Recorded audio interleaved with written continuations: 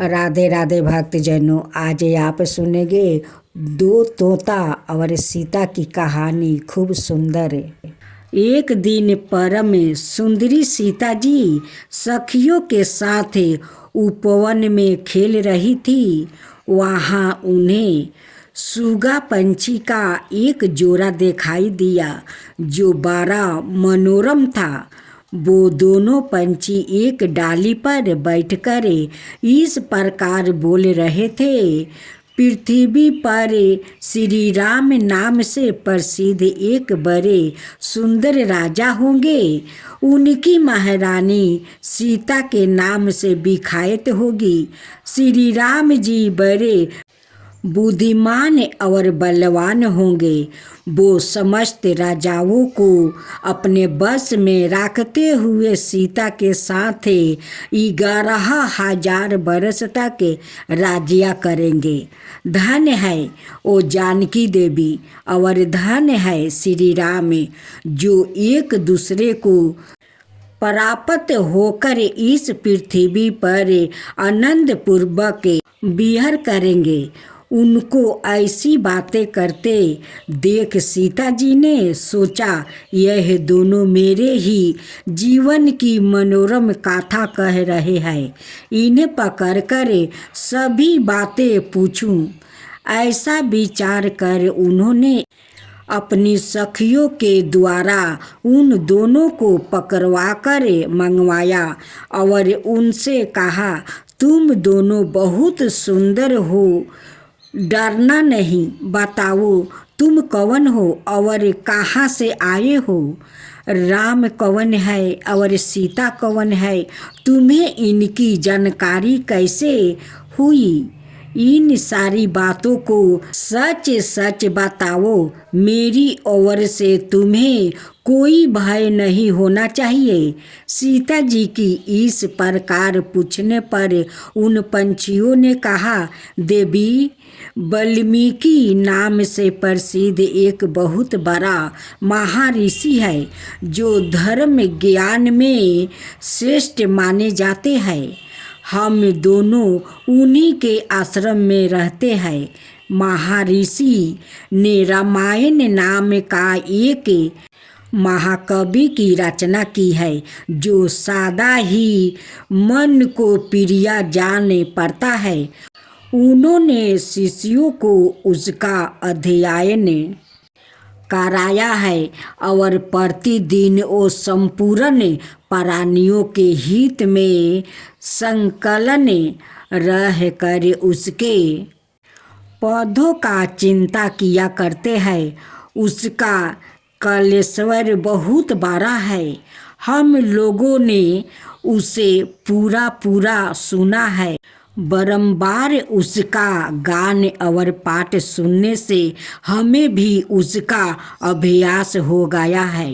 राम और सीता कौन है यह हमें बताते हैं और इसकी भी सूचना देते हैं कि श्री राम के साथ कीड़ा करने वाली जानकी के विषय में क्या क्या बातें होने वाली है। तुम ध्यान देकर सुनो। महर्षि श्रृंगी के द्वारा कराए हुए पुत्रष्टि यज्ञ के प्रभाव से भगवान विष्णु राम, लक्ष्मण, भरत, शत्रुघ्न यह 4 शरीर धारण करके प्रकट होंगे। देवोगणों भी उनकी उत्तम कथा का गान करेगी।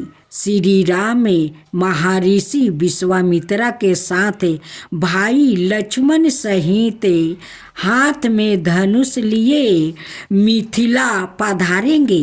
वहाँ वो एक ऐसा धनुष को जिसे दूसरा कोई उठा भी नहीं सकेगा तोड़ डालेंगे और अत्यंत रूप वाली जानकी किशोरी सीता को अपनी धर्म पत्नी के रूप में ग्रहण करेंगे।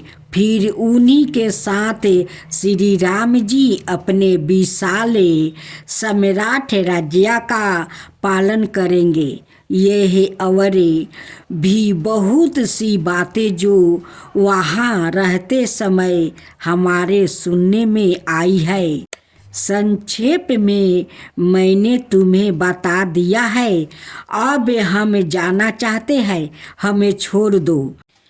कानों को अत्यंत मधुर प्रतीत होने वाली पंछियों की यह बातें सुनकर सीता जी ने उन्हें मन में धारण कर लिया और पुनः उनसे इस प्रकार पूछा, राम कहाँ होंगे, किसके पुत्री है और कैसे वो दुल्हा भेष में आकर जानकी को ग्रहण करेंगे और मनुष्य अवतार में उनका श्री विग्रह कैसा होगा।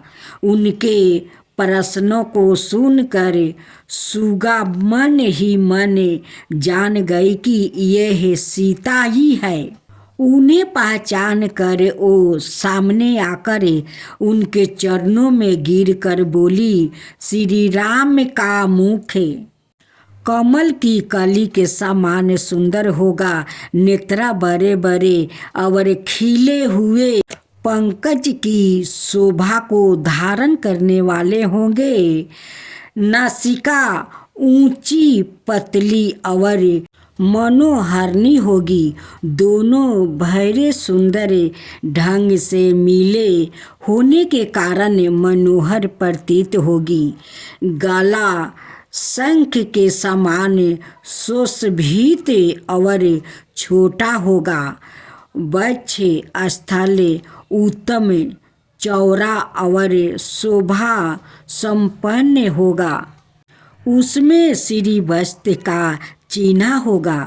सुंदर जांघों और काटी भाग की शोभा से युक्त दोनों घुटने अत्यंत निर्मल होंगे, जिनकी भक्त जन आराधना करेंगे। श्री राम जी की चरणों बिंदन भी परम शोभा युक्त होंगे और सभी भक्त जन उनकी सेवा में सदा संलग्न रहेंगे। श्री राम जी ऐसे ही मनोहर रूप धारण करने वाले हैं, जिसके 100 मुख है वो भी उनके गुणों का बखान नहीं कर सकता।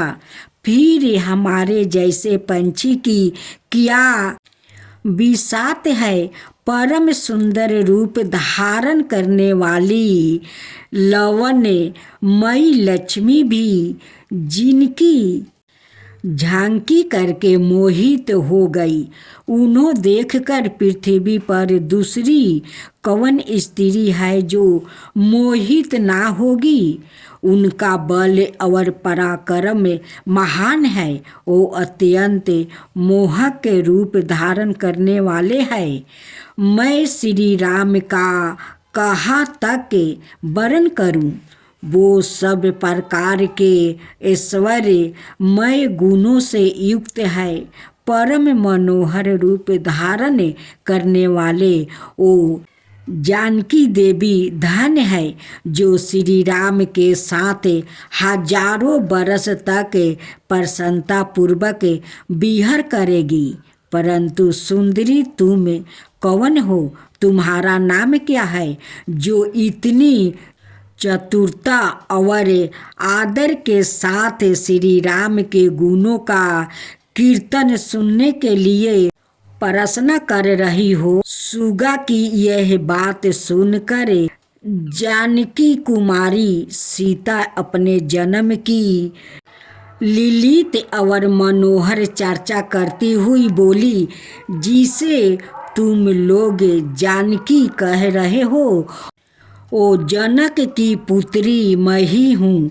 मेरे मन को लोभाने वाले श्री राम जब यहाँ आकर मुझे शिकार करेंगे, तभी मैं तुम्हें छोड़ूंगी। अनाथ नहीं, क्योंकि तुमने अपने वचनों से मेरे मन में लोभ उत्पन्न कर दिया है। अब तुम इच्छा अनुसार खेल करते हुए मेरे घर में सुख से रहो और मीठे मीठे पदार्थ भोजन करो। यह सुनकर सुगा ने जानकी जी से कहा, साध्वी, हम वन के पंछी है, पेड़ों पर रहते हैं और सवेरे विचार करते हैं। हमें तुम्हारा घर में सुख नहीं मिलेगा। मैं गर्भिणी हूँ, अपने स्थान पर जाकर बच्चे पैदा करूँगी, उसके बाद फिर तुम्हारे यहाँ आ जाऊँगी। उसके ऐसे कहने पर भी सीता जी ने उसे नहीं छोड़ा। तब उसके पति सुगा ने मिनती बानी में उस्ताव होकर कहा, सीता, मेरी सुंदरी भायरा को छोड़ दो, इसे क्यों राख रही हो? शोभने यह गर्भबिनी है, सादा मेरे मन में बसी रहती है। जब यह बच्चा को जन्म दे लेगी तब मैं इसे लेकर तुम्हारे पास आ जाऊंगा। सुगा के ऐसे कहने पर जानकी जी ने कहा, महामते, तुम आराम से जा सकते हो, किंतु तुम्हारी यह भायरा मेरे प्रिया करने वाली है। मैं अपने पास बड़े सुख से अपनी सखी बनाकर रखूंगी। यह सुनकर पंछी दुखी हो गया। उसने करुणा युक्त वाणी में कहा, योगी लोग जो बातें कहते हैं वो सत्य ही है। किसी से कुछ ना कहे, मौन होकर रहे, नहीं तो उन्मत्त प्राणी अपने वचन रूपी दोष के कारण ही बंधन में पड़ता है। यदि हम इस पेड़ पर बैठकर वार्तालाप ना करते होते तो हमारे लिए यह बंधन कैसे प्राप्ति होता। इसलिए मौन ही रहना चाहिए था। इनका कह कर पंछी पून बोला, सुंदरी, मैं अपनी इस भायरा के बिना जीवित नहीं रह सकता हूँ, इसलिए इसे छोड़ दो। सीता, तुम बड़ी अच्छी हो, मेरी प्रार्थना मान लो। इस तरह नाना प्रकार की बातें कहकर उसने समझाया, परंतु सीता जी ने सुगा को नहीं छोड़ा। तब सुगा ने पुनः कहा, सीते, मुझे छोड़ दो, अनाथ श्राप दे दूंगी। सीता जी ने कहा, तुम मुझे डराती धमकाती हो, मैं इसे तुम्हें नहीं छोड़ूंगी। तब सुगा ने क्रोध और दुख में आकुल होकर जानकी जी को श्राप दिया, आरी, जिस प्रकार तू मुझे इस समय अपने पति से विलग कर रही है, वैसे ही तू सवाए भी गर्भिणी अवस्था में श्री राम से अलग होना पड़ेगा। यह कहकर पति वियोग के शोक में उसके प्राण निकल गया। उसने श्री राम का स्मरण और पुनः पुनः राम नाम का उच्चारण करते हुए प्राण त्याग किया था। इसलिए उसे ले जाने के लिए सुंदर विमान आया और वो सुगनी उस पर बैठकर भगवान के धाम को चली गई। भायरा की मृत्यु के हो जाने पर सुगा शोक से आतुर होकर बोला, मैं मनुष्य से भरी हुई श्री राम की नगरी अयोध्या में जन्म लूँगा और इसका बदला चुकाऊँगा।